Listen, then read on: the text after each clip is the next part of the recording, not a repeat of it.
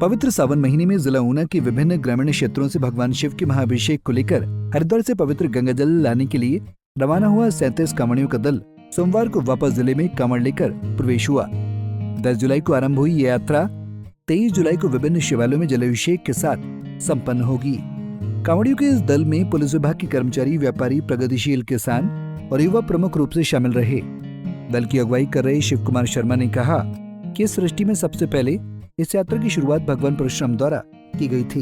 शिव कुमार ने बताया कि कई कहानियों में ऐसा उल्लेख भी आता है कि त्रेता युग में श्रवण कुमार अंधे माता पिता को तीर्थों की यात्रा करवा रहे थे।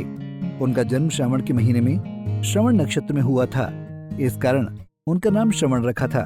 माता पिता को तीर्थ यात्रा कराने के क्रम में उनके अंधे माता पिता ने उनसे मायापुरी यानी हरिद्वार में गंगा स्नान करने की इच्छा प्रकट की थी। वहीं इतिहास में दशरथ रावण द्वारा भी भगवान शिव को प्रसन्न करने के लिए कांवड़ उठाने का वर्णन आता है। शिव कुमार शर्मा ने कहा कि भगवान महादेव का महाअभिषेक पवित्र गंगा जल से करने के लिए हरिद्वार से जिला भर में कई कांवड़ से करीब 37 भोले का दल कांवड़ लेकर पहुंचा है, जो अपने अपने क्षेत्र के शिवालयों में भगवान महादेव का महाअभिषेक करेंगे। उन्होंने कहा कि प्रतिवर्ष इस दल में श्रद्धालुओं की संख्या में बढ़ोतरी हो रही है। जय शंकर की सभी को कांवड़ यात्रा की बहुत बहुत शुभकामनाएं। यात्रा 2025 यात्रा 10 जुलाई को शुरू की थी हरिद्वार से पैदल कांवड़ यात्रा, और 23 जुलाई को इसका जल अभिषेक किया जाएगा सुबह 7 बजे से लेकर 11 बजे तक।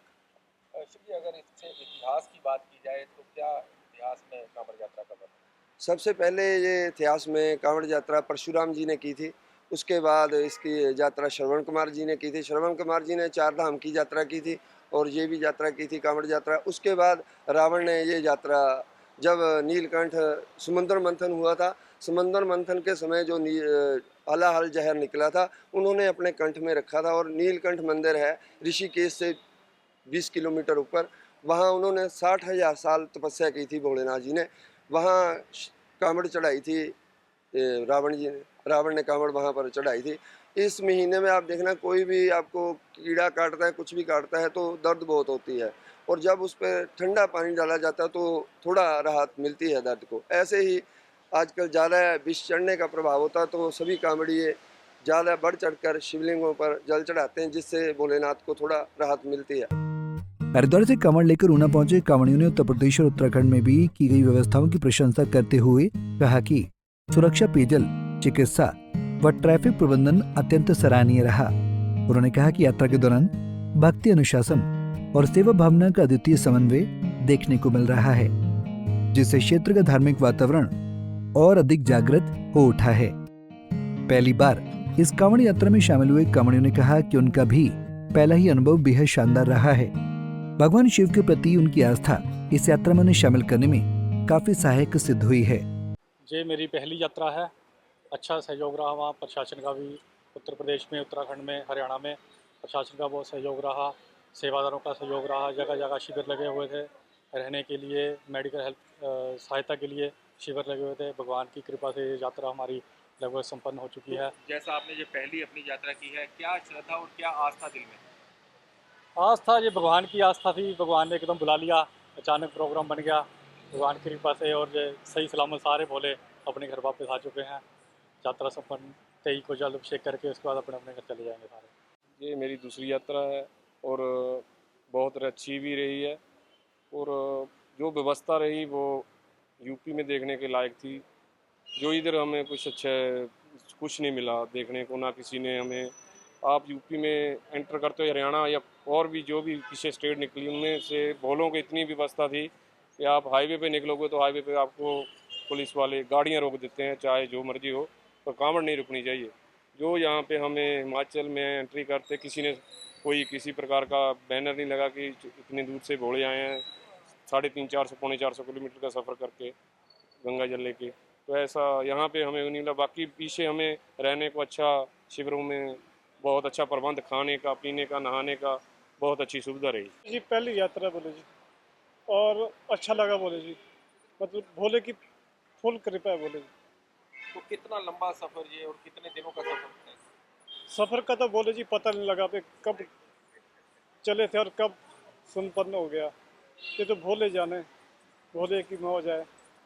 पिछले लंबे अरसे से हर वर्ष कांवड़ यात्रा में हिस्सा ले रहे शिव कुमार शर्मा ने कहा कि अगले वर्ष वो डाक कांवड़ लाने की योजना बना रहे हैं।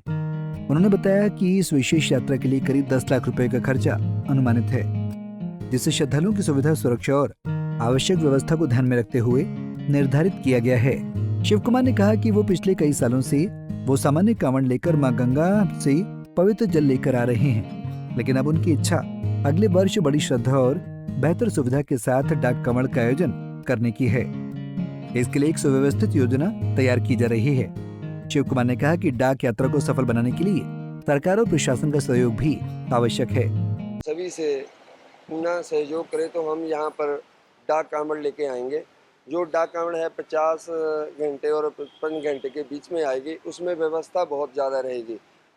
हमें आपकी भी बहुत ज़्यादा पत्रकारों की व्यवस्था रहेगी, व्यवस्था में साथ देना पड़ेगा और वहाँ से गाड़ियाँ, रूट वगैरह सरकार का भी इसमें बड़ा सहयोग रहेगा। हम एक बार डाक कांवड़ लेके आना चाहते हैं। हमारी सरकार से, प्रशासन से और पत्रकार बंधुओं से प्रार्थना है कि अगले साल आप हमारे साथ हेल्प करें तो हम वहाँ से डाक कांवड़ लेके आएंगे। डाक कांवड़ के लिए लाने के लिए कम से कम भी 10 लाख रुपए का खर्चा होगा। उसमें ही जब चलेंगी डाक कांवड़ तो उसी में खाना होगा, उसी में सोना होगा, उसी में नहाना होगा। 55 घंटे में हमने यहाँ पहुँचना है।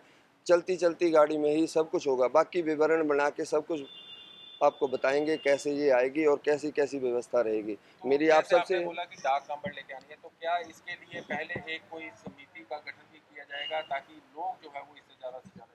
समिति गठन नहीं हम करना चाहते। जो समिति गठन में फंसते हैं वो ग्रुप बड़े फेल हो जाते हैं। हमारा पूरा ग्रुप ऐसा ही है, हर व्यक्ति जिसको ड्यूटी लगाएंगे वो करेगा, निभाएगा। गठन करने में कोई हमारी इच्छा नहीं। पंजाब केसरी टीवी के लिए ऊना से अमित शर्मा की रिपोर्ट। हमसे जुड़े रहने के लिए हमारे YouTube चैनल को सब्सक्राइब करें और नई वीडियो की नोटिफिकेशन के लिए बेल आइकॉन को दबाएं। अगर आप ये वीडियो Facebook पर देख रहे हैं तो लाइक जरूर करें और ज्यादा से ज्यादा शेयर करें। इसी तरह के और भी अपडेट्स के लिए फॉलो करें हमारा Instagram पेज himachal.ke।